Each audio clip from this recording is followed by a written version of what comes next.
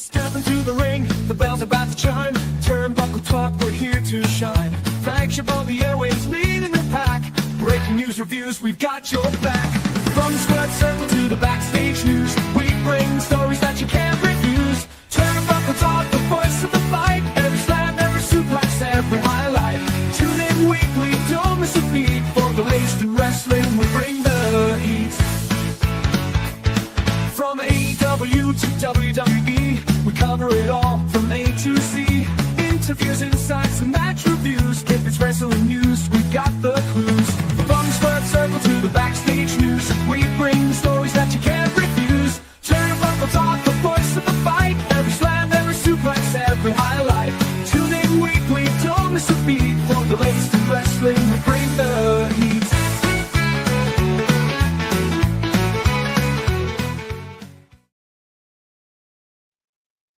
Something dark is brewing in the wrestling world.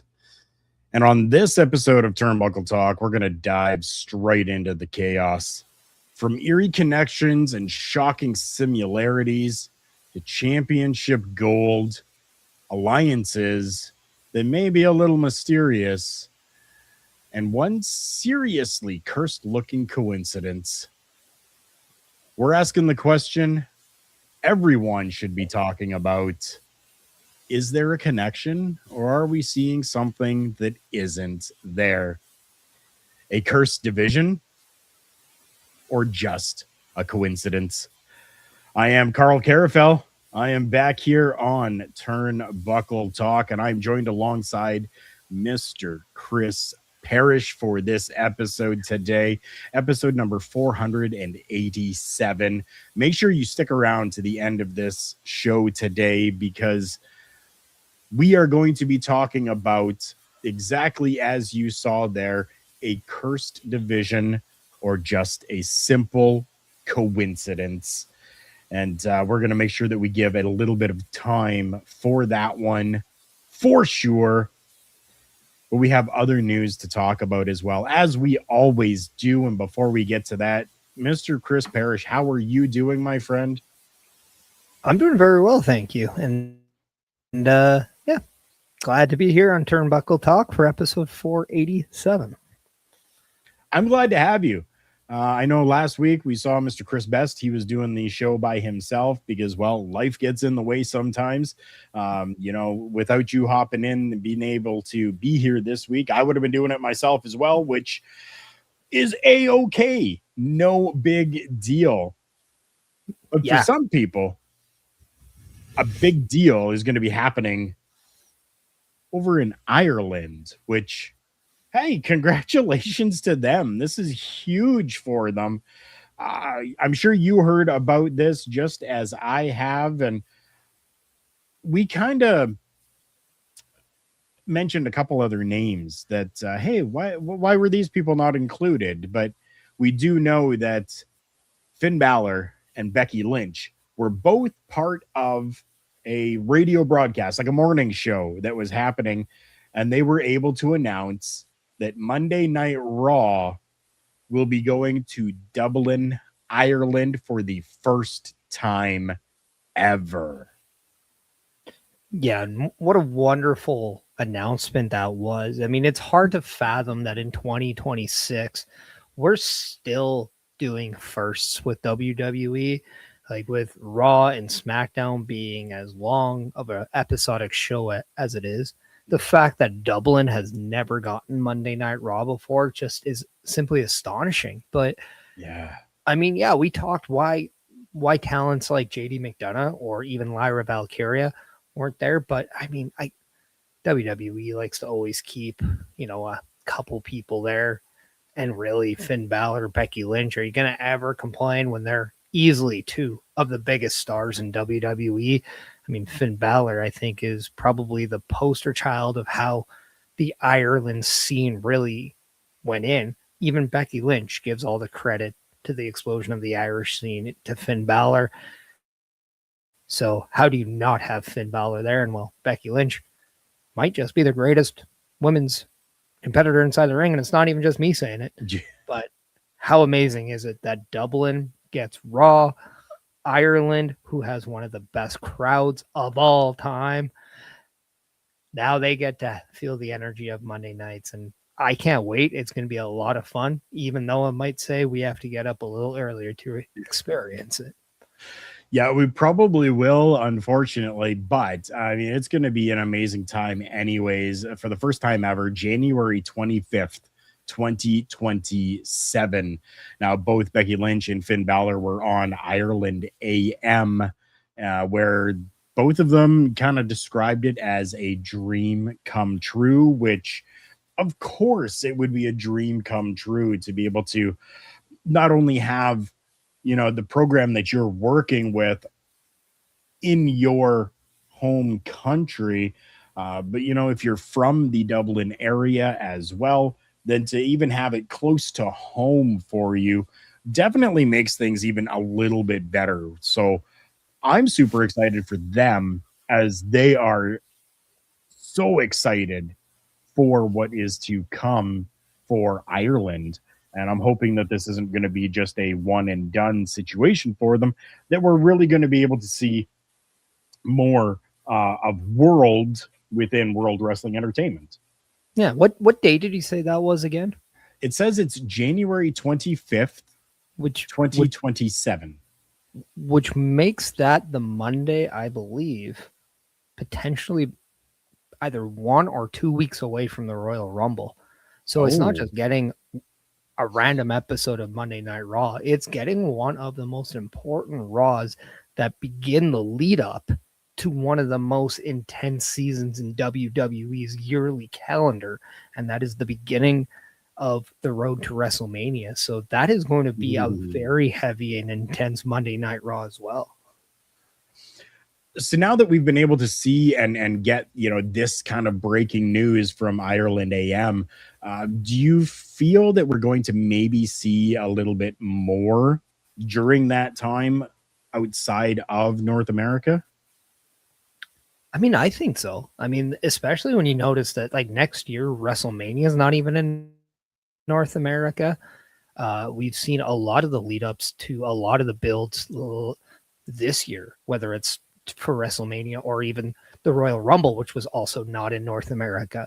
There was a little bit more heavier emphasis on Raw and SmackDowns being in these non-traditional cities, like whether it's in other countries like Ireland or even France or Belgium, go on and go on. So like, I think it's awesome. You get to experience the energy, and who doesn't like watching it? It just makes the show that much more fun for the viewers as well.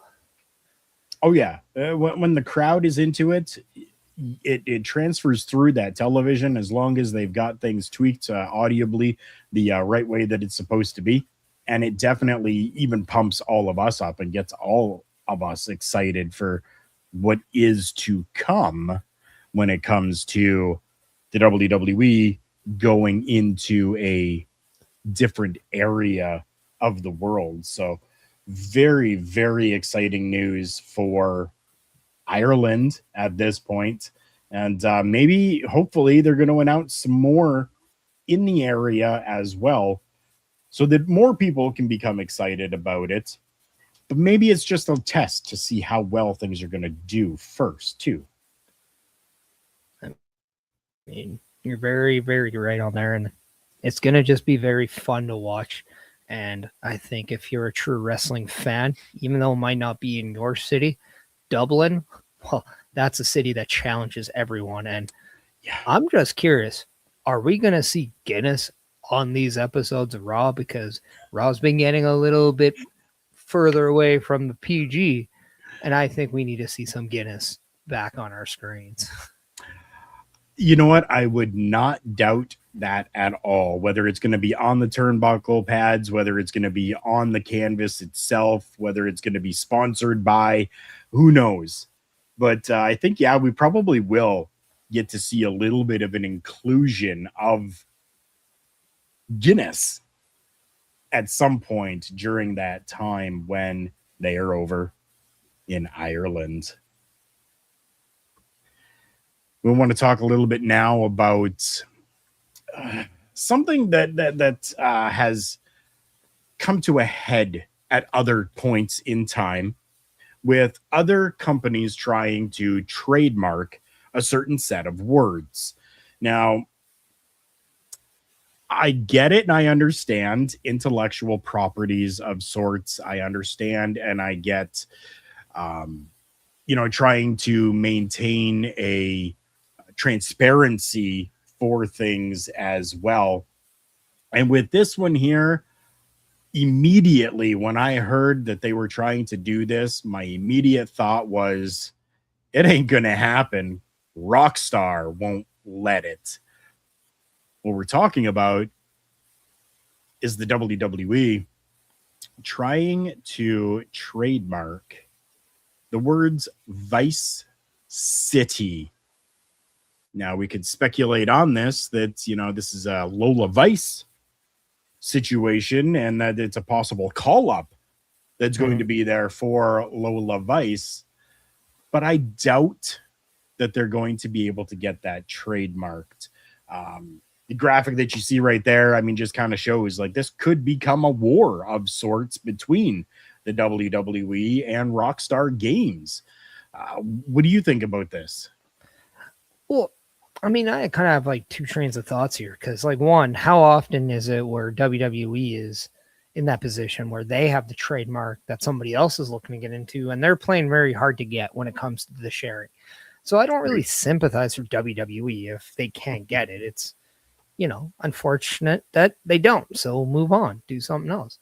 I mean, I can pretty much guarantee it is for Lola Vice. She had her goodbye match, her swan song with Kendall Gray in the underground match last week on NXT, and had a very emotional goodbye afterwards. Right.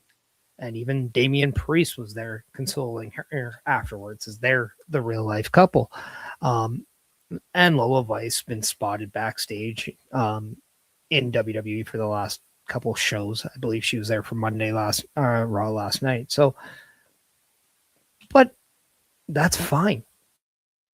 Okay, this is a creative business. Let's just find what we can use and move forward. Can't use Vice City. That's all well and good. What else can we do? Let's get it there. That is something that WWE does very well. The ability to pivot. We just need to see that. If they can't get it, they can't get it. But maybe there's room for a working relationship between WWE and Rockstar Games. Would that piss off 2K? Maybe. Yeah. But you know what? It's WWE. If anybody can somehow merge these, I think WWE can. You know what? I fully agree with that. I know that so Rockstar Games, their parent company is Take-Two Interactive. Mm-hmm. Right. So, yeah, under the same company, Take-Two Interactive, as Mr. Chris Best is saying in the chat here right now. They can't get it trademarked because Rockstar held the rights for well over 20 years. And have constantly renewed those. But yeah, like WWE Games and Rockstar, they're both kind of underneath the same company of Take-Two Interactive. So definitely is something that could happen for sure. I know that Take-Two and Rockstar are very, very big on the wording Vice City. Take-Two just opposed a filing for Vice City subs because they're afraid of confusion and delusion within people coming to these places. It's a sandwich shop. Vice City subs, it's a sandwich shop, but they're arguing that it would confuse customers and dilute the value of its trademark.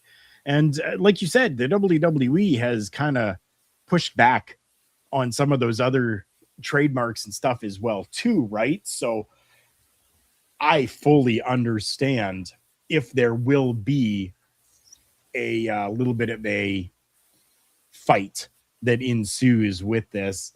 And hopefully maybe we can see a collaboration with the two instead of an actual war going on. Yeah, Chris Best coming in since Take-Two is extremely protective of their trademarks, and that's why I'm kind of leaning towards. I just don't think it's in WWE's best interest to fight on this matter. Why? If you can't get it, you can't get it. If there's not a dollar sign there to get it, move on, pivot. It's not like they haven't done this to anybody before, so it's Right. it's hard to sympathize with WWE, and it might just be a good thing because sometimes the pivot is better than the original idea when it comes to the world of pro wrestling. So let's see what we're capable of. Triple H always says Plan B, so might have to put his money where his mouth is. Always have to have that plan B no matter what. So yeah, I mean, very, very interesting, very cool. We'll have to see what happens with this.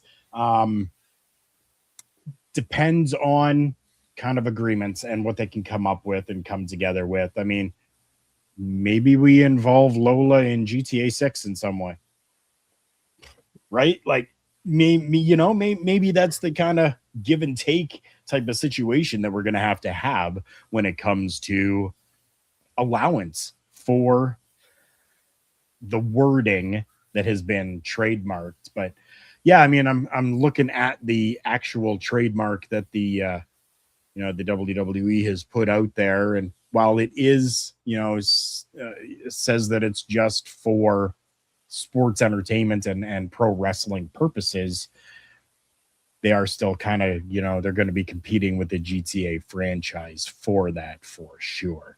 Yeah.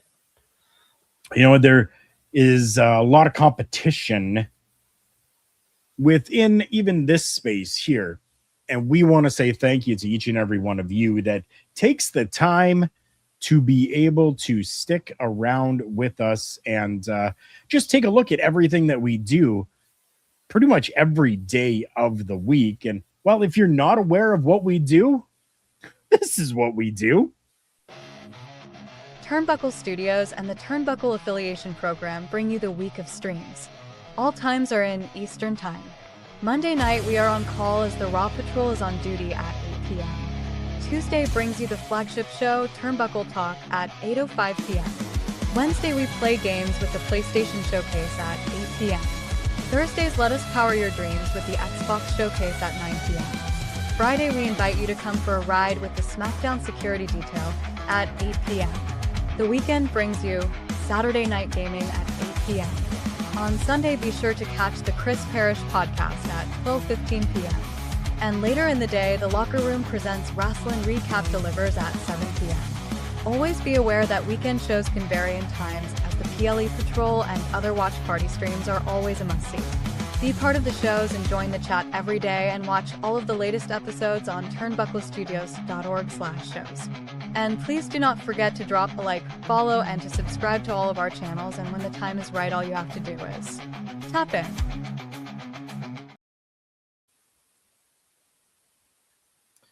And we don't have OM Dynamic here to be able to do this, so let me try my best. He has it down to a complete science at this point. We have so many different shows that are available each and every day of the week for you, whether it is gaming, whether it is professional wrestling, whether it is the inclusion of our good friend Logan now and the stuff that he's doing, whether it's gaming or mental health stuff as well. We have a little bit of everything for everyone. The easiest way for you to do and see all of this is to be able just to take a look at our website, turnbucklestudios.org. You can click on shows.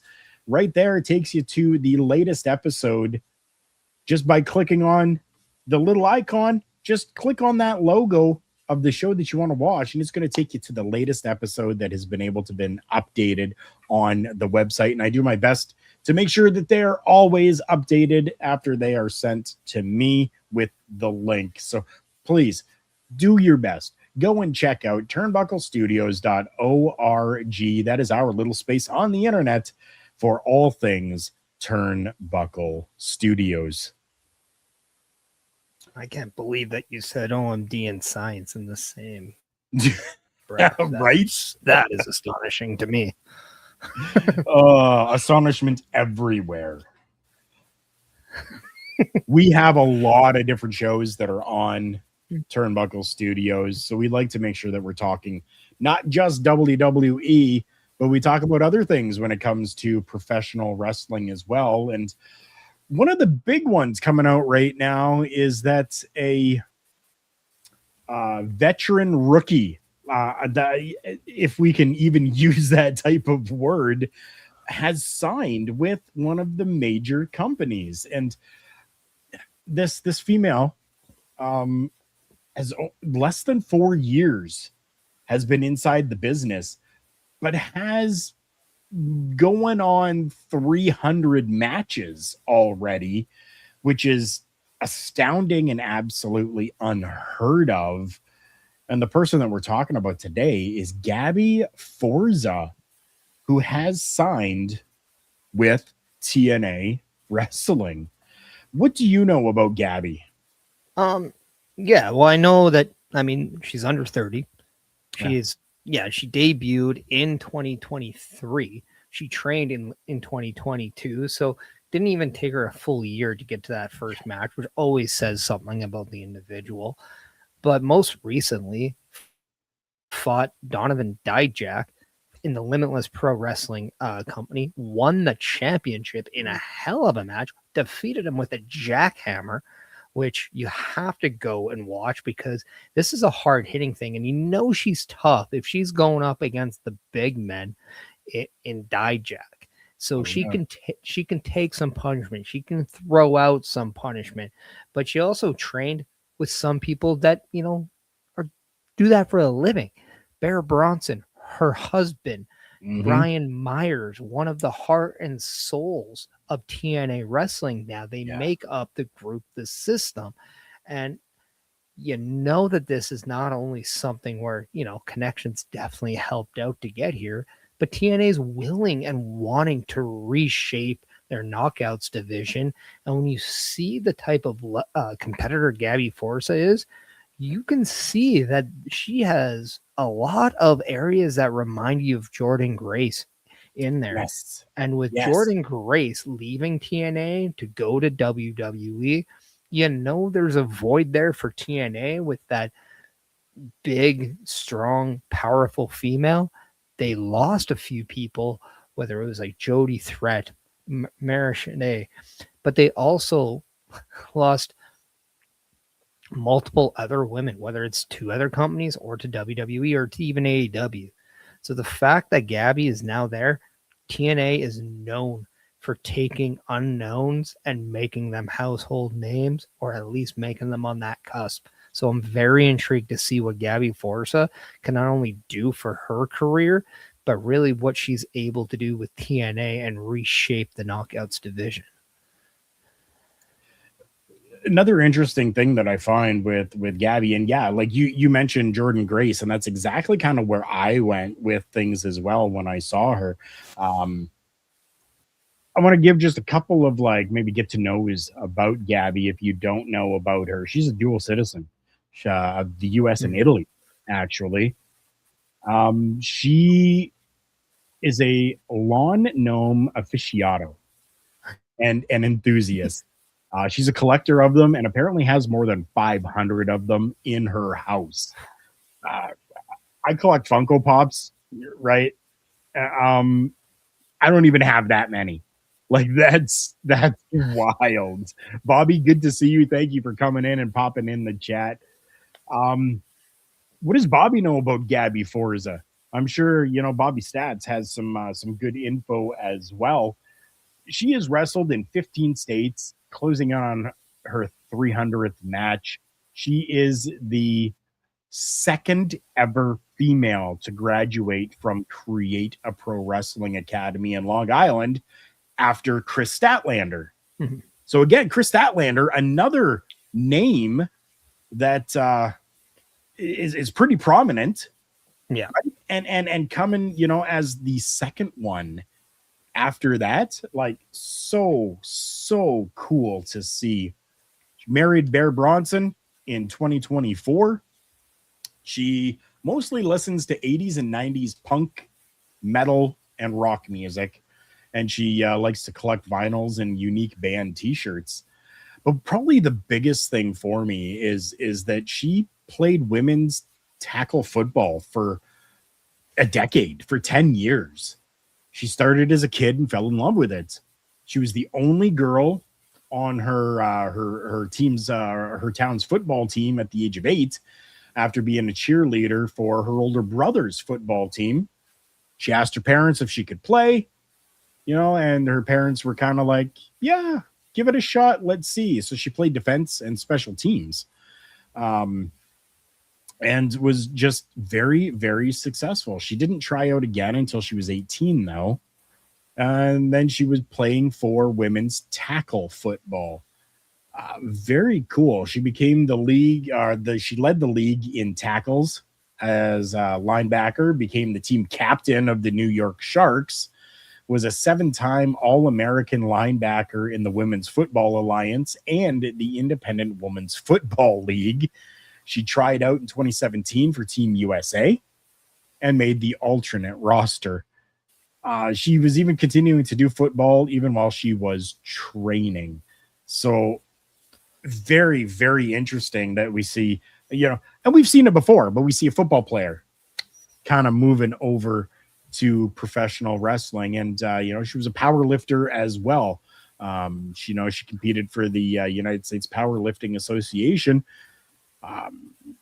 Says that she lifted a combined total of 1,008 pounds, a squat of 358 pounds, bench press of 203, and a 452 on a deadlift.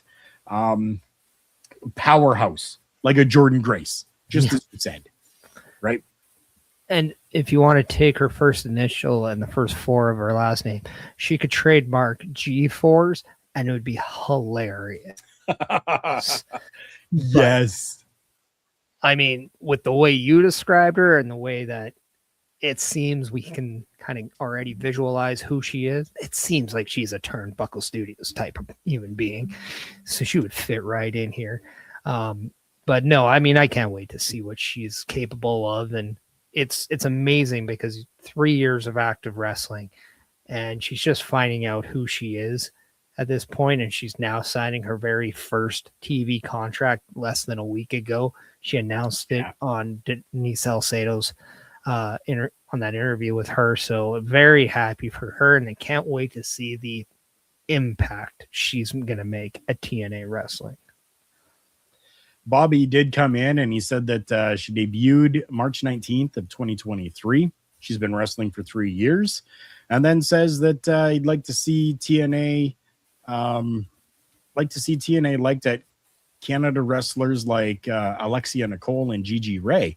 Again, I think names like that, in the female division, right? You were kind of talking a little bit there as well about the Knockouts division and, a push for the Knockouts division once again.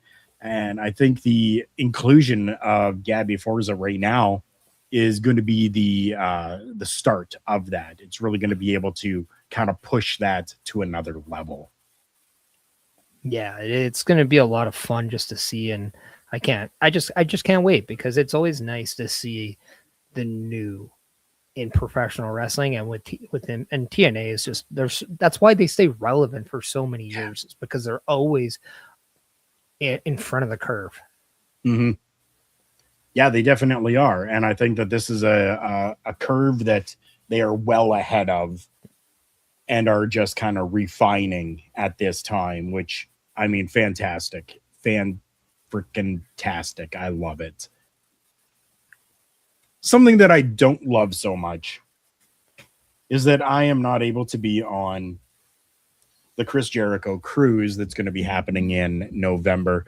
I've been on 2 before, as we have talked about, but November 7th to the 11th is going to be Chris Jericho's Rock and Wrestling Rager at Sea. It's going to be the 7th one that is being done, and it just got even bigger. couple of names or a few different names being included in here, but the two massive names that have now joined are Kofi and Austin Creed, as the wife would say, the pancake guys, are going to be on the Jericho cruise. How cool is that? What an amazing experience it's going to be for everyone on that cruise. They're going to hype it up like no tomorrow. Yeah, it's a new sea. Yes, it is. But, Yes. No, I mean, obviously we were wondering what's going to be the next move. We haven't seen anything from Kofi and Austin Creed outside of that animated video that really showed them shedding their WWE past, giving that nod to their long colleague in Big E and good friend, brother at heart. But yeah, what's next for Kofi and Austin Creed ever since that they decided to, leave WWE and not accept that, revised contract. So now this is the first kind of big thing they've done. So it's going to be a lot of fun. We know the one thing about Chris Jericho and this cruise, it's not tied in with everything AEW. And it's been speculated and rumored that these two are going to go to AEW. It's a for sure thing. And yet we haven't seen it. But yet we're seeing names like Jeff and Matt Hardy on this thing. And you can't help but think Hardy Boys versus New Day until they come up with another name. I'm still calling them New Day. Yeah. But how can you say no to that? Because they're two of the most iconic tag teams ever. So it's going to be a lot of fun to not only see what they're going to do on this, but how fun would it be? Because we know that these two definitely like to put a smile on the face of everyone while doing what they do. Oh, yeah. For sure they do. And that's, I'm hoping that they kind of keep that. Kind of the imagery that we have here shows them kind of maybe a little bit more dark, with the leather jacket, the black coat, and stuff like that. Austin has the white that's there, but it just kind of looks a little more dark and ominous, right? So I'm hoping that maybe they're still going to be the same, but the fun, jovial same, or the joking around type of same. You know what I mean? Yeah, and Carl, you've been on one of these cruises. The entertainment is there 24/7. So the fact that we have Austin Creed, who's a very known video gamer, so is Kofi. So could we see maybe something in the video game world happen on here? We don't know what the status is up down is just yet. That's been very tight-lipped for now. So it'll be very interesting to see if that's kind of the case. And you're mentioning the dark kind of the leather jacket. It almost looks like Austin Creed is doing his best tribute to both Mr. T and Razor Ramon in that photo. But yeah, I'm just really wanting to see how they evolve themselves, and I'm very curious because that this is going to be all over social media, and as it should be. This could be their very first in-ring activity since leaving WWE. Very, very true. I'm hella excited to see what happens for sure with them. If you are interested in getting onto the cruise, there is still spots available on it. I believe they're about 70% sold right now. I'm just going to run quick through a few different names here for you to maybe entice you to book not only Kofi and Austin Creed, not only Matt and Jeff Hardy, but we're going to have the Great Muta. We're going to have Harley Cameron. We're going to have Elena Black, who is the Sorceress of the Sea. We're going to have comedian Brad Williams. He's going to be on there as well. And we're going to be including Micromania as well. The Micromania tour is going to be on there. So we have no idea who from Micromania is even going to be there. we want to go into maybe a few other names that some nostalgia feels, like Ted DiBiase, Carlito, Fred Ottman, Vampiro, Marcus Bagwell, the Blue Meanie, and then we got some more kind of closer to now, like AJ Francis, Natalia Markova, Lady Frost is going to be there. Mo Jabari, Kid Chocolate, he's going to be there. Indy Hartwell, Casey Catanzaro, Lacey Lane, again, people that were, unfortunately kind of let go from the WWE, and now being able to still kind of put themselves out there with the likes of like Sonny Ono and Chris Van Vliet, including even Shotzi Blackheart. And interestingly enough, we're going to see Nick Nemeth, Dave LaGreca, and Bully Ray as well, representing what was Pro Wrestling Nation, now WWE Radio, and they are still scheduled to be there. So, I mean, what an opportunity for people to be able to go and check out these things. And I'm sure they're going to be on some mics doing some really good stuff. They haven't fully announced everything for like podcasts that are going to happen live on the ship just yet. But we do know that they're going to be doing Talk is Jericho, as they always do.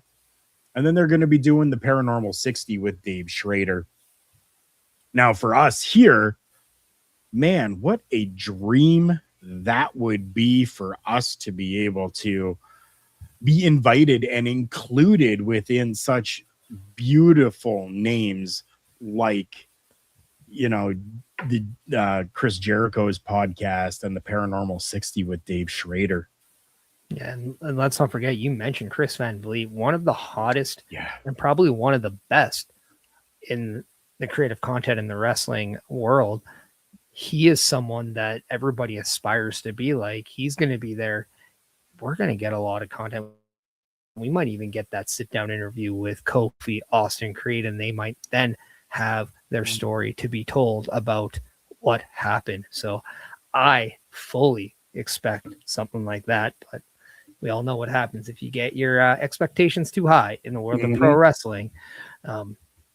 You're going to be very active on Twitter if it doesn't go your way. If you guys ever want to be able to see us maybe on the Rock and Wrestling Rager at Sea, it would be a dream come true. But you know what? You can help us as we help you, as you help us, as we help and help and help and help and, well, help. A Turnbuckle affiliation program is looking for more people. If you have passion level for pro wrestling, sports, videos games, or something else, then Turnbuckle Studios is the place to be. If you have ever wanted to pursue content creation and want to join our team, then we would love to have you. Check out turnbucklestudios.org or contact us by email today, because your future is now, and we want you to tap in.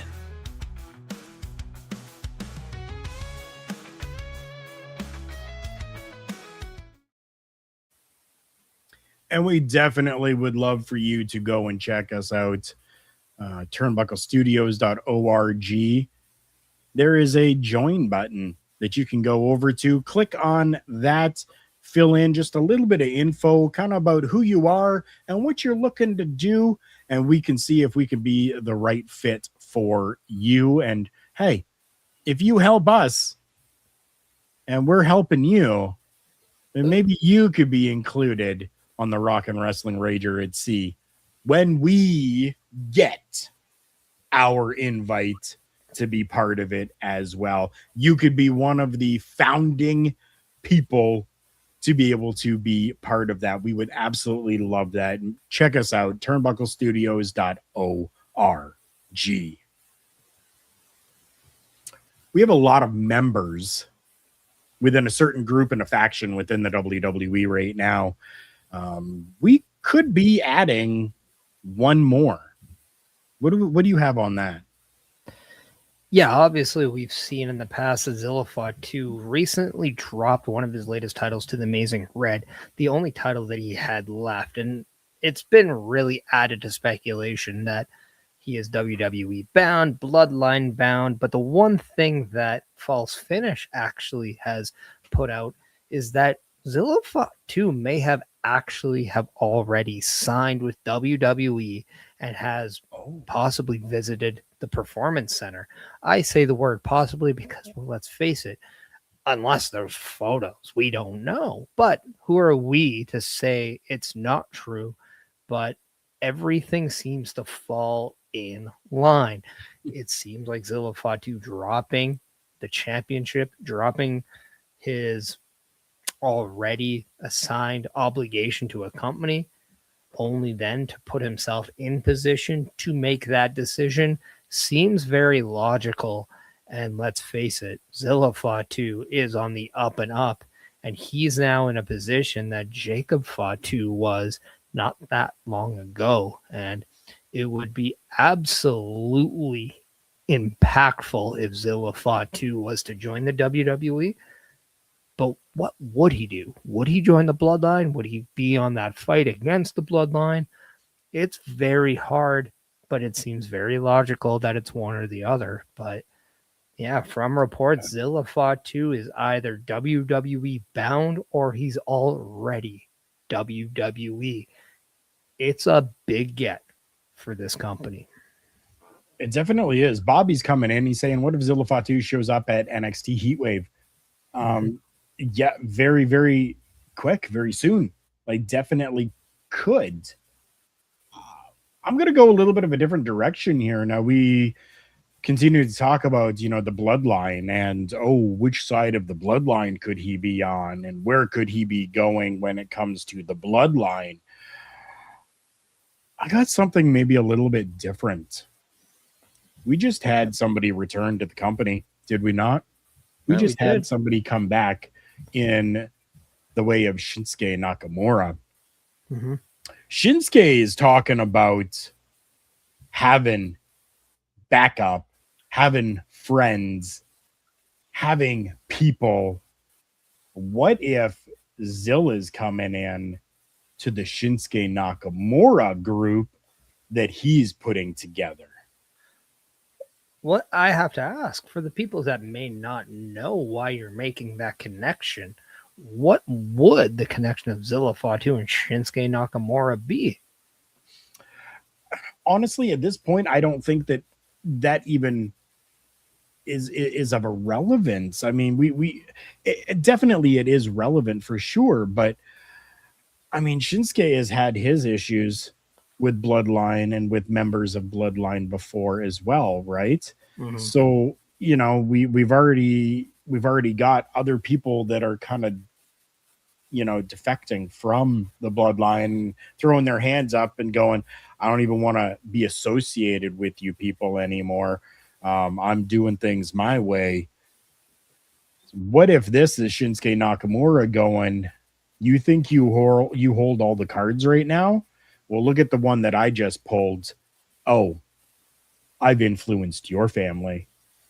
I have and hold the cards for your family right now. This is war, right? Yeah. It's like, to me, it just seems so obvious when you see Jimmy and Jey Uso, whose both real legal last names is Fatu. Same with Solo Sikoa. Mm-hmm. Then you have Jacob Fatu. And then you bring in Zilla Fatu. And one of the biggest storylines in the company for the better part of half a decade is talking about family and the family business. Well, when you see Zilla Fatu, it almost seems like he is the perfect kind of mirror image to Solo Sikoa right now. He has that same trajectory of Jacob Fatu. He's the son of Umaga. It just seems well too obvious that this is the point, but I wouldn't mind it. It's something different. It's something completely unexpected. And hey, we live in a world where logic might just be better suited if it came out of left field. Right? Yeah, and that's just kind of why I threw that out there, because logically, yeah, he's going to be part of, that story. He's going to be part of the bloodline at some point, right? But what if there's just something a little bit different? And no, we're not going to do this, but we're going to use this name that is, a pretty big name out on the independents right now. We're going to put it with this big name within the WWE, and let's see the magic that can be created with this and with Zilla before we include him in bloodline story, because, well, for a lot of people, it's starting to get tiresome, let's say. Yeah, and let's not forget, if he goes to the SmackDown side, there are non-bloodline members of the same family there, as we have Tala and Tama Tonga under now the guidance of Haku. So, I mean, imagine a Tama Tonga Zilla Fatu match on SmackDown in 2026. Who would have thought that would be a thing? Right? 3 years ago, 4 years ago, like, never would have thought anything like that, right? Like, oh yeah, that's just the high point of the indies. Well, the WWE could very well make it the high point within their company as well. Very, very cool for Zilla Fatu and the possibility right now. And there are other possibilities that could be out there. We're even seeing reports right now that there could be a swap or a shakeup of sorts happening to kind of rebalance rosters within the WWE. At this point, let's just do a draft. I don't know. What do you think? Yeah, and I know there's a lot of people out there that do not even care about the draft, and it's hard to really fault them for it. I mean, a lot of the times we're watching the show and we're seeing Solo Sikoa on Raw. We're seeing Jimmy and Jey Uso, who are on SmackDown on Raw. We're seeing these moves happen. There's really nothing explaining when a simple, hey, all you have to do is put a ticker on and be like, this just in, Finn Balor moved to SmackDown. No, we have to wait till they assign the King of the Ring brackets and wonder, why does Finn Balor have a blue dot instead of a red dot behind? Right. So this is very confusing stuff. And it's, what does it even matter? Can we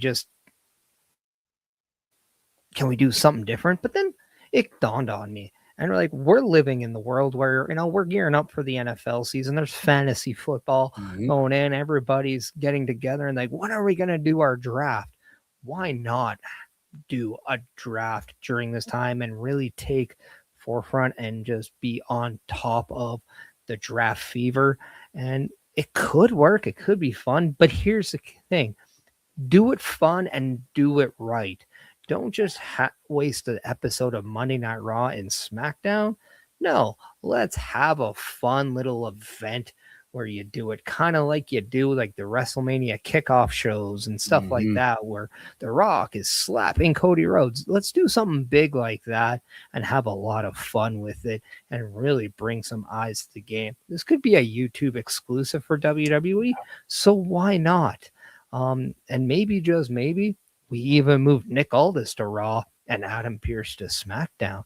How fun would that be if we even switched everything up? I think it would be absolutely fantastic. I love that idea. And yeah, I agree. I think it definitely should be more of a event on its own, like the NFL or the NHL. They do their drafts and everybody's there, and then they get the shirts and whatever. I think that would be a really, really cool thing to do. We can't give things away for free like they do to somebody joining a new team or changing rosters. But I mean, if you want to dress in the best when it comes to Turnbuckle Studios, this is how. The Turnbuckle Studios store is open for you 24 hours a day, 7 days a week. Get the merch and represent the best from the shows you watch on a weekly basis. Multiple styles to choose from with over 10 products available. Don't get left out and pick up all your favorites today. Find us at turnbucklestudios.org. And that's it. Again, going to turnbucklestudios.org. That is our online world when it comes to everything Turnbuckle Studios. Go and take a look. Check that out for us. There is a section there for merch. You can go and check that out, make a purchase, and wear your favorites from every show that you can. We come to the time now where we have a little bit of time left. Not a lot, but we're going to get through this as quickly as we can and as effectively as we can. We have our showstopper segment where we were talking about a cursed division, or is this just a coincidence? The women's division, the women's championship within the WWE right now really seems to have a black cloud over top of it, per se. Rhea Ripley having surgery, needing to be repaired. And now we have Chelsea Green, who has suffered an injury as well on SmackDown, where she points out that she's injured her orbital bone. And I have a friend from work who is off right now because he just broke his orbital bone as well. Maybe not so much of an easy recovery when it comes to this. I don't know what's going on here with this, but what's your take on this division right now? Is it cursed? Yeah, it really looks that way. I mean, it could also look at the way of like, this is just unfortunate because when you are champion, you just go heavier. And Chelsea Green, like, how can you not feel for somebody like her who the story of how she not only gets back into WWE time and time again, she goes through, she's the inaugural women's US champion. She then does the unimaginable and wins the 5-way ladder match to become the interim champion at SummerSlam. And then you hear about Rhea Ripley and needing surgery on that knee. And then that interim tag is going back and the permanent champion is there. She wears the shirt that crosses out interim, then says permanent. And on that same show, she breaks her orbital bone and then says, if I didn't have bad luck, I'd have no luck at all. Yeah. I mean, it's very unfortunate of what's happening. And maybe there's a way to work through this. I mean, Liv Morgan didn't defend the title in 100 days. Why does Chelsea Green need to? But yep. I mean, yeah, I mean, can it be cursed? Sure. Is it just unfortunate? Yeah. All we know is that it sucks for both people, and SmackDown in that women's division. This is why you got to put the Jordan Graces on TV. This is why you're probably bringing up Lola Vice now, because you're getting way too thin. And I can't see but look at maybe just how much of a good thing this is for the women's division and see now who else can step up. And then we have this healthy, really scrappy division on SmackDown. What are your thoughts? So my thoughts are maybe it's Chelsea, it's the one that has some sort of curse. Right. So let me just play through a couple of things here for you. Chelsea was with Sonya Deville. Mm-hmm. Sonya got released. Chelsea was with Alba Fire. Alba got released. Chelsea was with Piper. Piper Niven got injured. Chelsea wins the top prize in the company, and then she gets injured. Is that all coincidence as well? Or is it maybe Chelsea that, is cursed and needs, somebody to come in and maybe removes the curse or, something from her? Is it Chelsea? Is she the reason why Rhea got injured? Yeah, and that's what the graphic is there for. We're hoping Danhausen actually removes the curse. I'm hoping so. Yeah, that's the positive thing. We're not saying he's cursing the division. Oh, but no. That would be very evil. Yes. But yeah, it's just, what more could you do? Like, you already have Liv Morgan not defending that title very often. And they have now made that a thing online in their show. Becky Lynch that has said, it seems like you're bringing this title back and I put in too much work. And then over on SmackDown, you have people who want to be an active champion. It just, when they're active, they can't be. Right. Hurt. And it's just that series of unfortunate events. And it's like, what do? You're just hoping now you can just put this title on someone and it stays. You almost have to look at, okay, maybe we do give Bayley whatever she wants and say, you know what, we just need you because you are rubber right now. You don't bend, you don't break, you just keep going. So yeah, maybe this is a scenario where WWE just caves in and says, all right, we'll get you Paramore, we give you money, just go to SmackDown and please give us a chance to breathe here. Now, in all honesty, as fun as things can be, I think that honestly, this is all just coincidental. They're performers that are in this business and they know the risks, just as you and I know the risks that are there when you step inside of a professional wrestling ring. It's going to happen. It's just an unfortunate set of coincidental circumstances that are going on right now. As much as we, kind of like to poke a little bit of fun at it because, well, it's just fun to do and makes for good TV, people. Yes, it does. Yes, I do believe that all of this is just very coincidental at the time of all of this happening. And it's unfortunate, but I do believe that Chelsea Green is going to be able to bounce back from this in a quick and timely fashion. And we're going to be able to have a fighting champion in Chelsea Green as the WWE Women's Champion, not the interim, but as the Women's Champion. Yeah. And a broken orbital bone is 4 to 8 weeks recovery time. If we're already almost a week out, it's now 3 to 7 people. Like, it's not that long. Not terrible at all. Parrish, I want to thank you so much for hopping on, being on here with me. What's the easiest place for people to go to find you? I mean, it's turnbucklestudios.org. You just got to hit the host section. And if you do that, you get to everybody's socials. So if you're not doing that, then, well, guess what? Then maybe you do need to click the help button so we can tell you to go back to school and get educated.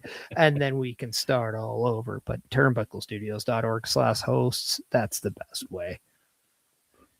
And again, thank you so much for being on here with me. Absolute pleasure each and every time. I'm happy that I was able to be back and that work didn't schedule me. Because, since 2015, Turnbuckle Talk has been a thing. This is my baby, and I absolutely love it. So with that being said, for Chris Parrish and for myself, Carl Carafel, remember, everyone, the world's a scary place. Take care of each other.